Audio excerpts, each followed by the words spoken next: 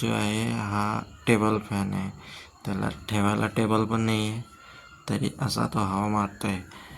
हे हॅलो मित्रांनो, नमस्कार. मी मंगेश कांबळे स्वागत करतो तुमचं नवीन एका ब्लॉगमध्ये.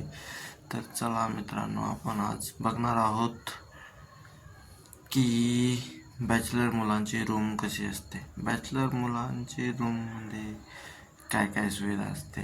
मग म्हणजे सुविधा वगैरे तर काही नसतातच, पण एक कसे ॲडजस्टमेंट करून राहतात मुलं ते बघूया. तर बघा मित्रांनो, सगळ्यात पहिले तर हा जो आहे हा टेबल फॅन आहे. त्याला ठेवायला टेबल पण नाही आहे, तरी असा तो हवा मारतोय. हे कपडे सगळे लटकलेले आहेत मित्रांनो, बघू शकता. हे इकडं वरती फोटो वगैरे ठेवले आहेत. त्याची पूजा वगैरे तो कोणी करतच नाही, पण असंच ठेवलेलं आहे. तर हे आयडेंटिटी कार्ड आहे कोणाचं आहे काय माहिती आहे. तर बघूयात कोणाचं आहे. अच्छा, रामेश कपड्याचं आहे.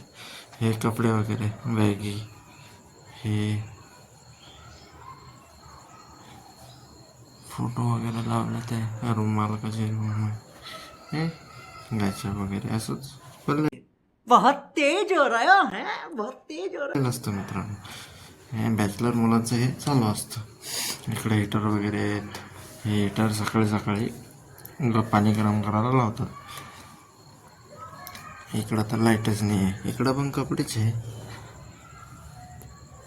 इकडं लाईट नाही आहे. पाण्याचा जार वगैरे, मोबाईलचा टॉर्च लावला होता, टॉर्चमध्ये दिसत आहे. बॅगी वगैरे ठेवलेल्या आहेत मित्रांनो.